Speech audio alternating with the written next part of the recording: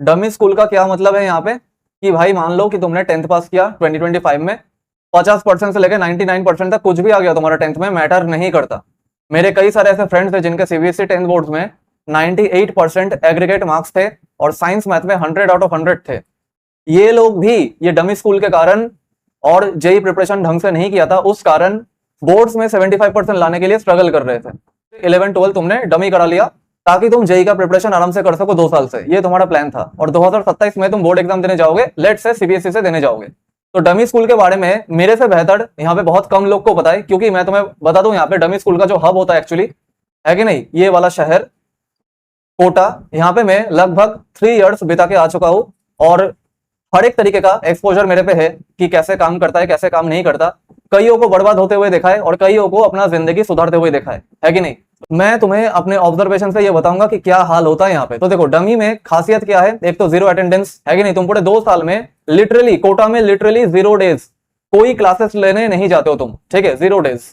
और 0 school exams, जैसे regular school के स्टूडेंट होते हैं वो अपना स्कूल का एग्जाम देते हैं, मिड टर्म हो गया, फाइनल हो गया, एंड टर्म, पता नहीं बहुत कुछ वहां पे रेगुलर स्कूल में एग्जाम वगैरह होता है, यूनिट टेस्ट। जो डमी स्कूल के स्टूडेंट होते हैं वो 10th पास करने के बाद स्कूल का एग्जाम अपने जिंदगी से हटा ही देते हैं, ठीक है। स्कूल का एग्जाम उन्हें देना ही नहीं पड़ता मैक्सिमम केसेस में, कोटा में मैक्सिमम केसेस में। मतलब इससे मेरे से बेहतरीन भाई किसे पता होगा। प्री बोर्ड नाम की भी कोई चीज नहीं होती और क्लास 11 पास भी वो ऐसे ही हो जाते हैं, ठीक है। तो शीशे पे अपना शक्ल देखो, तुमसे बेहतर तुम्हारा हकीकत किसी को नहीं पता होगा कि डमी स्कूल लेके तुम अभी तक कैसे चल रहे थे पिछले 1.5 साल से, है कि नहीं। अब तो टाइम आ चुका है ना। क्लास 11th में भी वो ऐसे ही पास करा देते, किसी किसी का यहाँ पे ऐसे ही 80% 90% रिजल्ट भी बना देते डमी स्कूल के जो लोग होते हैं वहां पे। ये चीज तो सही नहीं है, चीज तो मतलब अगर उस तरीके से देखो तो सही नहीं है। मगर अगर तुम इसमें एनरोल कर लेते हो और 2027 में बोर्ड एग्जाम क्लियर कर लेते हो तो कोई तुम पे केस नहीं कर पाएगा, कोई तुम पे मतलब एक्शन नहीं ले पाएगा, क्योंकि किसी के पास कोई प्रूफ ही नहीं होगा। ऑन पेपर तुम्हारे पास पूरा प्रूफ होगा कि तुमने स्कूल अटेंड किया और स्कूल के मार्कशीट वगैरह पे, मतलब स्कूल का सर्टिफिकेट जो भी वो अलग से देंगे, वहां पे भी ऐसा लिखा रहेगा कि अगर 200 दिन हमारा स्कूल हुआ तो स्टूडेंट 180 दिन प्रेजेंट था। मतलब कोई तुम्हें पकड़ भी नहीं पाएगा अगर निकल जाओ अच्छे तरीके से। तो चीज तो सही नहीं है ऑन पेपर, लेकिन ये भी है कि कोई तुम्हें पकड़ भी नहीं पाएगा, वहां पे अटेंडेंस लगते जा रहा है। अच्छी बात है, ढेर सारा स्टूडेंट यहाँ पे जेई के लिए ये तरीका अपनाते। तो जेई नीट का भी प्रिपरेशन करने आए हो यहाँ पे, है कि नहीं। तो अगर तुम्हारे जेई के मॉक टेस्ट में 100 मिनिमम बन रहा है और 280 प्लस जा रहा है, 280 प्लस तो टॉपर काइंड ऑफ हो गया, ऑल इंडिया अंडर 100 रैंक वाले हो गए, है ना। मैं मेंस की बातें कर रहा हूँ यहाँ पे, एडवांस की मैं बात ही नहीं कर रहा। अगर मेंस के टेस्ट में तुम्हारा इतना जा रहा है, गिरते हुए हालत में भी मैंने जो ऑब्जर्व किया, ये लोग 80% ला ही देते बोर्ड्स में। मैक्सिमम लोग 90% लाते, लेकिन अगर किसी का लक खराब हुआ या कुछ हुआ तो 80s के रेंज में तो ला ही देते। और केस तो क्या होता है कि जेई में तुम्हारा 70 मार्क्स से 100 मार्क्स यहाँ पे आ रहा है। तो ऐसे केस में कईयों को मैंने देखा कि हाँ 75 क्रॉस कर लेते, और कईयों को मैंने ऐसा भी देखा कि 75 नहीं आ पाता और फेल कंपार्टमेंट हो जाते। इस बार मेरे पास एक ऐसा केस आया था, उसके 10th में 97% थे, 97% इन सीबीएसई क्लास 10 बोर्ड्स। मैथमेटिक्स और साइंस में 95 प्लस मार्क्स आउट ऑफ 100। तो 10th से अपने आप को जज मत करो भाई, 10th गया तेल लेने, 10th का कोई काम नहीं है। और इस स्टूडेंट का 2026 वाले बोर्ड्स में ऐसा हालत हो गया था कि सीधा इसका मैथ्स और केमिस्ट्री में कंपार्टमेंट ही आ गया, ठीक है। 6 सब्जेक्ट था तो 6 सब्जेक्ट में से 2 सब्जेक्ट में उसका कंपार्टमेंट ही आ गया, आरटी आ गया, मतलब कि फेल हो गया 6 में से 2 सब्जेक्ट में। तो ओवरऑल उसका रिजल्ट कंपार्टमेंट आ गया। सोचो कैसा हालत है, कारण यही डमी स्कूल। और केस 3 क्या है, जेई मेंस के मॉक टेस्ट में जिसका 20 से 40 नंबर आ रहा है, तो एक्चुअली ये नाटक कर रहा है और कुछ नहीं, ये नुक्कड़ नाटक कर रहा है, लिटरली ये नाटक कर रहा है भाई। ये जेई का तैयारी नहीं कर रहा, जिसका 16 महीने 15 महीने पढ़ने के बाद, 11 क्लास से 15 महीने कोचिंग लगाने के बाद, जिसका अभी भी 20-40 नंबर आ रहा है 300 में से, ये जेई का तैयारी नहीं कर रहा। कोई पेरेंट्स अगर वीडियो देख रहे तो मैं पेरेंट्स को बता दूं कि आपका बेटा आपको पागल बना रहा है। वो कोई जेई का तैयारी यहाँ पे नहीं कर रहा। वो 14 घंटा अगर दिन का पढ़ता भी होगा, कोई फायदा नहीं इस चीज से, क्योंकि 14 घंटा पढ़ लेने से जेई में नंबर नहीं आ जाता। आपके बेटे का या आपकी बेटी का अगर मतलब वेक्टर कैलकुलस या फंडामेंटल टॉपिक्स, ज्योमेट्री, ट्रिग्नोमेट्री, ये सब क्लियर ही नहीं है, वो स्टूडेंट चाहे कितना भी 14 घंटा 16 घंटा कितना भी पढ़ाई कर ले, कभी भी इस वाले स्टूडेंट जैसा नंबर नहीं ला सकता वो। तो ये तो पहली बात है। तो ये केस 3 क्या है, फुल ऑन नाटक। ये कोई जेई का प्रिपरेशन नहीं कर रहा, और इसका जब बोर्ड्स में रिजल्ट खराब आएगा तो वो वहां पे बहाना मारेगा कि मैंने 14-15 घंटे पढ़ाई की लेकिन स्टिल मेरा बोर्ड्स में खराब रिजल्ट आ गया। तो कैसे बोर्ड्स में अच्छा रिजल्ट कैसे आएगा? तुम्हें फंडामेंटल्स पता ही नहीं है कुछ भी, और कुछ भी मर्जी, तुम्हें अगर वेक्टर कैलकुलस आता ही नहीं है, तुम जितना मर्जी 14 घंटा रिजिड बॉडी डायनामिक्स वहां पे पढ़ाई करो, रोटेशन पढ़ाई करो, कुछ तुम्हें वहां पे समझ नहीं आएगा, है कि नहीं। समझ में आ भी जाएगा तो तुमसे जिंदगी में कभी क्वेश्चन सॉल्व नहीं होगा। केस 3 एक्चुअली में पूरा नाटक कर रहा है और कुछ नहीं। और इसका बोर्ड्स में रेयर केसेस में 75 प्लस आ जाता है, रेयर से रेयर केसेस में, और नहीं तो मैक्सिमम लेस देन 75 और फेल कंपार्टमेंट, मैक्सिमम यही वाले लोग हैं। और इनमें से भी आते हैं लेकिन बहुत रेयर कम आते हैं। तो ये लेस देन 75 फेल या कंपार्टमेंट जो बोर्ड्स में हालत होता है, इसका सिम्टम क्या होता है? क्या ऐसा सिम्टम है जिसके कारण भाई ऐसा हालत होता है? तो सबसे पहला सिम्टम तो ये है, क्लास 12 का सिलेबस पूरा अनटच्ड है, क्योंकि कोई यहाँ पे प्रेशर देने वाला भी तो नहीं है ना कि भाई यहाँ पे स्कूल का एग्जाम है, स्कूल के लिए पढ़ाई कर ले, ऐसा कोई प्रेशर देने वाला इनमें नहीं होता डमी स्कूलिंग में। और खुला छूट रहता है, जेई का तैयारी करता है, वो भी ढंग से नहीं करता। और इसी कारण 11th में तो 11th पढ़ता है, 12th में भी 11th पढ़ता है, ठीक है, 12th में भी 11th पढ़ता है और ड्रॉप में भी 11th पढ़ता है। मतलब क्लास 12 का सिलेबस कभी पढ़ता ही नहीं है। और जब क्लास 12 का सिलेबस पढ़ता ही नहीं है तो उस कारण क्लास 12 का सिलेबस जंग लग जाता है उसमें, है कि नहीं? तो अनटच्ड रह जाता है, और नहीं तो 10 से 15% कवर हो पाता है। ये सबसे बड़ा एक सिम्टम है। और दूसरा सिम्टम क्या है कि राइटिंग स्किल्स। अगर ये वाला स्टूडेंट भी जिसके जेईई मेंस के मॉक टेस्ट में 170 आ रहा हो, ठीक है, और डमी स्कूलिंग ले रखा है, राइटिंग स्किल्स पे उसने ध्यान नहीं दिया, ठीक है, मतलब कि सैंपल पेपर मार्किंग स्कीम के अकॉर्डिंग कि बोर्ड के पैटर्न पे कैसे लिखते हैं उसने प्रैक्टिस नहीं की, तो हो सकता है किसी कारण भाई वो लेस देन 75 के केस में फॉल कर जाए। ऐसा भी होता है, ढेर सारा केसेस को मैंने अपने रियल लाइफ में डील किया है और देखा भी है कि कैसे क्या लोग फंसते हैं यहाँ पे। तो इसका सॉल्यूशन क्या है, सॉल्यूशन पे बात करते हैं। तो अभी जो टाइम चल रहा है 15 अगस्त अभी टाइम है, और 31 दिसंबर तक तुम्हारे पास लगभग मान के चलो 4.5 महीने का टाइम है कि नहीं? सितंबर, अक्टूबर, नवंबर, दिसंबर, यस, 4.5 महीने का टाइम है। तो अगर अपने आप को सुधारना चाहते हो, अगर चाहते हो कि उन सब केसेस में तुम फॉल ना करो, तो ये वो गोल्डन अपॉर्चुनिटी है सिलेबस को कंप्लीशन करने का, मतलब कवर करने का। ये 4.5 महीना तुम दबा के पढ़ाई करो हर रोज 10-12 घंटा, और अपना सिलेबस जो है, सिलेबस कंप्लीशन पे इधर ध्यान दो। 31 दिसंबर तक तुम्हारा सिलेबस कंप्लीट हो जाना चाहिए, ठीक है।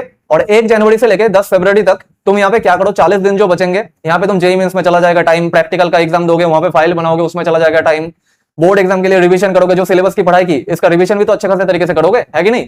तो ये वाला फेज में क्या करो, इस वाले चीज पे ध्यान दो। तो ऐसे कंडीशन में अगर तुम इस टाइम को यूज कर लेते हो, यकीन मानो भाई, ये जो तुम्हारा हालत था ना कि 12 का सिलेबस अनटच्ड है, जेईई मेंस में इतना नंबर आ रहा है, अभी भी यहाँ पे सुधर लेते हो अपने आप को और इस टाइम को यूटिलाइज यहाँ पे कर लेते हो, यकीन मानो भाई बोर्ड्स में तुम्हारे अभी भी 90+ आ सकते हैं, सही में आ सकते हैं। और यही चीज तुम मेरे से फरवरी के महीने में पूछोगे तो मैं सीधा कह दूंगा, फरवरी के महीने में भी अगर ऐसा हालत है, मैं सीधा तुमसे वहां पे बोल दूंगा कि भाई पास होना भी बहुत बड़ी बात है, यकीन मान लो। तब मैं, बाकी लोग बोलेंगे 90% लाने का स्ट्रेटेजी, तब भी देंगे, मैं कोई 90% लाने का स्ट्रेटेजी अभी भी नहीं दे रहा, तब भी नहीं दूंगा। 90% कैसे लाओगे भाई, वो तुम्हारा जिम्मेदारी है, ठीक है। लेकिन हाँ, मुझे इतना जरूर पता है कि ये टाइम अगर तुम यूटिलाइज कर लेते हो तो एक अच्छा खासा स्कोर तुम्हारा आ सकता है, क्योंकि भाई 12वीं का सिलेबस पढ़ने के लिए एक सफिशिएंट टाइम भी चाहिए होता है कि नहीं? तो यहाँ पे तुम्हारा बोर्ड्स में अच्छा खासा आ सकता है, और जेईई में तुम्हारा 90+ परसेंटाइल यहाँ पे आ सकता है। अगेन मुझे पता है ये 90+ परसेंटाइल लाके जेईई में कुछ होगा नहीं, एक ढंग का एनआईटी भी तुम्हें नहीं मिलेगा, है ना, अगर तुम जनरल कैटेगरी से बिलोंग करते हो। लेकिन यकीन मानो, ड्रॉप लेके कर लेना या कुछ और कर लेना लाइफ में, कम से कम अगर बोर्ड्स में इतना नंबर लाओगे तो तुम्हारा एक रेज्यूमे में अच्छा खासा इंप्रेशन रहेगा। फर्दर आगे जाके अगर आईआईएम करने का मन हुआ, मान लो कि 10th में तुम्हारा 7 के रेंज में नंबर था, मतलब 70% टू 79.99% के रेंज में तुम्हारा 10वीं में नंबर था, और अगर 12वीं का नंबर तुमने सुधार लिया, 90+ यहाँ पे स्कोर कर दिया, तो ये 9 कैटेगरी का प्रोफाइल वहां पे बन जाएगा। फिर अगर ग्रेजुएशन में भी 9 कैटेगरी का प्रोफाइल अगर तुमने बना लिया तो 799 जस्टिफाइड प्रोफाइल है, आराम से तुम्हें आईआईएम में अगर कैट बैट में 4 दे दो या आगे जाके कुछ भी कर दो, मतलब कुल मिला के बात यह कि कॉर्पोरेट में जॉब करने जा रहे हो, 10वीं 12वीं के परसेंटेज इनिशियल लेवल पे तो मैटर करता है स्क्रीनिंग के लिए, ठीक है। तो ध्यान रखे भाई, और अगर जेईई करना हो तो ड्रॉप लेके कर लेना, है कि नहीं? और अगर नहीं तो इसी बार करना है तो अप्रैल अटेम्प्ट, मतलब कुछ ना कुछ देखना, या अपना स्टेट का एग्जाम, डब्ल्यूबी, जेईई, एमएसटी, सीटी, वो सब देखना, बिट सेट देख लेना, समझ में आ रहा है? तो ऐसे करके भाई अभी भी टाइम है, अपने आप को सुधार लो। क्योंकि देखो, अगर दोनों चीज लेकर डूबोगे ना, जेईई होगा, जेईई में भी आएगा 69 परसेंटाइल और बोर्ड में भी आएगा 69 परसेंटेज, है ना, ये देख के जब दिमाग वहां पे घबरा जाएगा ना, तो उससे बहुत बेहतरीन ये चीज है, उससे बहुत बेहतरीन भाई ये चीज है। अब भाई बात यह है कि सुधारेंगे कैसे? तो अभी जो बेसिक्स तुम्हारा कच्चा है, मतलब कि तुम्हें वेक्टर नहीं आता, कैलकुलस नहीं आता, ज्योमेट्री नहीं आता, ट्रिग्नोमेट्री नहीं आता, क्वांटम नंबर, इलेक्ट्रॉनिक कॉन्फ़िगरेशन नहीं आता, नोमेनक्लेचर, जीओसी आइसोमेरिज्म नहीं आता, है कि नहीं, हाइड्रोकार्बन वहां पे नहीं आता, मैथमेटिक्स में भी जो सेट थ्योरी है वो सब अगर नहीं आता, तो जितना भी अगर 12वीं का मेन सिलेबस करने के लिए, 12th का मेन सिलेबस स्टार्ट करने के लिए जितना भी बेसिक्स चाहिए होता है उसको कवर करो, फिर मेन सिलेबस को कवर करो, लेक्चर के थ्रू कंसेप्ट यहां से अपना बिल्डअप करो, ठीक है। और मटेरियल के लिए क्या करें, मटेरियल कौन सा सॉल्व करें यहाँ पे? तो यकीन मानो भाई, ढेर सारा मटेरियल लेके मत बैठो, अभी एनसीईआरटी से बहुत खास कुछ होगा नहीं, क्योंकि आजकल जो कॉम्पिटेंसी बेस्ड यहाँ पे सीबीएसई क्वेश्चन पूछ रहा है, तो अगर अभी से अगर तुम कोई अच्छा खासा मटेरियल पकड़ के यहाँ पे प्रैक्टिस ना करो तो हो सकता है बोर्ड एग्जाम देते वक्त तुम्हें झटका लगे। सिर्फ एनसीईआरटी पढ़ लेने से इतना मत समझना कि मेरा बहुत खास कुछ हो जाएगा। अगर तुम्हें 90+ यहाँ पे परसेंटेज अपना लाना है, सारे के सारा जो टॉपर्स लोग होते, जो टॉपर्स लोग के टीचर लोग होते, मतलब कि अच्छे टीचर्स होते, मैक्सिमम लोगों का रिकमेंडेशन आज के जमाने पे ओसवाल का किताब रहता है, ओसवाल का बुक्स।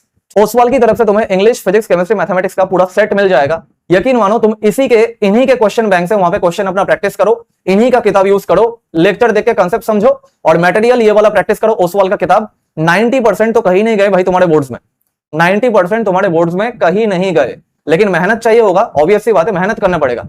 और अभी दुकान से खरीदने मत जाओ, यकीन मानो यहाँ पे ओसवाल के वेबसाइट पे तुम विजिट करो। इस वेबसाइट का लिंक कहां पे मिलेगा? डिस्क्रिप्शन बॉक्स में मिलेगा। डिस्क्रिप्शन बॉक्स में जाओ मेरे वीडियो के, और नहीं तो मेरे चैनल के डिस्क्रिप्शन बॉक्स में जाओ, उधर ये दोनों लिंक मिलेगा, एक तो ओसवाल का वेबसाइट, दूसरा अमेजॉन का लिंक। ठीक है, ओसवाल की वेबसाइट पे तुम वहां पे प्रेप30 ये कोड यूज करो, कूपन कोड बाय करते टाइम PREP30 ये वाला कूपन कोड वहां पे यूज करो, तो तुम्हें अगर ऑलरेडी उस पर 20% डिस्काउंट है तो इस कूपन कोड को यूज करने के बाद एडिशनल 10% डिस्काउंट वहां पे मिल जाएगा। ठीक है, तो ओसवाल की वेबसाइट पे जाओ और ये कूपन कोड यूज करके इस इंग्लिश, फिजिक्स, केमिस्ट्री, मैथमेटिक्स के सेट को बाय करो एंड अभी से प्रैक्टिस करना शुरू कर दो। और नहीं तो अमेजॉन के लिंक पे जाओ, ये दोनों लिंक ही यहाँ पे डिस्क्रिप्शन बॉक्स में मिलेगा। और अगर तुम अमेजॉन में मान लो कि रैंडमली वहां पे सर्च कर रहे हो तो रैंडमली वहां पे चीजें आएगा, रैंडमली किताब आएगा, लेकिन इस लिंक के थ्रू अगर तुम विजिट करोगे तो एक स्ट्रक्चर्ड वे में, कस्टमाइज्ड वे में किताब आ जाएगा, वहां पे तुम्हें इजीली समझ में आ जाएगा कौन सा वाला तुम्हें बाय करना है। ध्यान रखना, अगर अमेजॉन लिंक से अगर तुम जा रहे हो तो यहाँ पे कोई कूपन कोड का डिस्काउंट नहीं होगा, तो अगर कूपन कोड का डिस्काउंट तुम्हें लेना है ओसवाल की वेबसाइट पे जाओ, वहां पे ये मेरा कूपन कोड यूज करो तो तुम्हें टोटल में 30% डिस्काउंट वहां पे मिलेगा। तो एट द एंड वही बात कि पढ़ाई अभी से स्टार्ट कर दो, अभी भी अपने आप को सुधारने का टाइम है। ठीक है, कोई अगर सीबीएसई प्राइवेट कैंडिडेट हो, कोई डमी स्कूल लेके रखा हो, कुछ भी हो भाई, अभी से पढ़ाई कर लो, टाइम है। लेक्चर से अपना कॉन्सेप्ट बिल्डअप करो और मटेरियल ओसवाल का यूज करो, शानदार सा परसेंटेज बोर्ड एग्जाम में लेके आओ, 90+ यहाँ पे परसेंटेज ला दो, तो रिव्यू में दिखने में अच्छा लगेगा, इंप्रेशन अच्छा रहेगा वहां पे, ऑब्वियस सी बात है। मैं थोड़ा अभी के लिए तुम्हें एक रियलिटी चेक यहाँ पे देता हूँ कि सीबीएसई के वेबसाइट पे हम आ गए, सीबीएसई एग्जामिनेशन स्टैटिस्टिक। तो पिछले साल का स्टैटिस्टिक यहाँ पे देख लो, 2026 का कैसा हालत था। यहाँ पे देख लो भाई, 2026 में इतने लोग रजिस्टर्ड किए थे, जिसमें से अपियर इतने लोग किए थे, लगभग 17 लाख लोग यहाँ पे अपियर किए थे, जिनमें से सिर्फ 15 लाख यहाँ पे पास हो चुके हैं। मतलब कि लगभग 2.5 लाख से ज्यादा स्टूडेंट, 2.5 लाख से ज्यादा स्टूडेंट यहाँ पे पास तक नहीं हो पाए, या तो उनका एसेंशियल रिपीट लग चुका है, नहीं तो कंपार्टमेंट लग चुका है। तो ये तो हालत है भाई रिजल्ट का, कम संख्या नहीं है भाई, 2.5 लाख, 2.5 लाख लोग यहाँ पे पास नहीं हो पाए। लेकिन अच्छी बात यह भी है कि भाई 85% पास भी हो गए। ठीक है, तो 12वीं का रिजल्ट ऐसा ही आता है हर एक बोर्ड का, ये तो फिर भी सीबीएसई का बहुत अच्छा रिजल्ट है। तुम जाके देखना वहां पे यूपी बोर्ड वगैरह का रिजल्ट, फरवरी में जाके वहां पे पढ़ाई करेंगे, बोर्ड एग्जाम के 10 दिन पहले पढ़ाई करेंगे और हम ऐसे ही 90% ला देंगे, 95% ला देंगे। तो भाई डेटा देख लो यहाँ पे, अगर ला दे तो अच्छी बात है भाई, फिर तो तुम सही में 30 मार खानो। लेकिन यहाँ पे डेटा देख लो क्या बोलता है कि 90% कितने लोग लाया भाई इस बार, 17,60,000 में से सिर्फ और सिर्फ 94,000 ऐसे लोग हैं जो 90% अबव स्कोर किया। मतलब कि 5.32% लोग ही 90% के अबव स्कोर किया उन्होंने। और 95% कितने लोग लाए, तो 17,68,000 में से सिर्फ और सिर्फ 17,000 लोग 95% एंड अबव यहाँ पे लाए हैं। तो मैं तो नहीं बोल रहा, सीबीएसई बोर्ड का एग्जामिनेशन का स्टैटिस्टिक यहाँ पे बोल रहा है सीबीएसई बोर्ड के प्रेस रिलीज पे। ठीक है, मतलब कि लेस देन 1%, 95% लेस देन 1% लोग लाए हैं। तो इतना भी हलवा नहीं है कि भाई साल भर यहाँ पे पढ़ाई नहीं करूंगा और एकदम आखिर में वहां पे लेके बैठूंगा फिर मैं 95% ला दूंगा, उतना भी हलवा नहीं है। हो सकता है कोई 1-2 ला भी दे, ऐसा जरूरी नहीं है कि हर कोई उसी में फॉल करेगा। समझ में आ रहा है? तो मेहनत करना पड़ेगा, अभी से पढ़ाई करना पड़ेगा, अभी भी टाइम है, अपने आप को सुधार लो। फटाफट से यहाँ पे ओसवाल का ये किताब ऑर्डर करो, डिस्क्रिप्शन बॉक्स में जाओ और अभी से ही पढ़ाई अपना चालू कर दो, ताकि भाई बोर्ड एग्जाम में तुम अच्छा खासा यहाँ पे स्कोर कर पाओ। तो मिलते हैं भाई नेक्स्ट किसी वीडियो में, तब तक के लिए टेक केयर, बाय सभी को।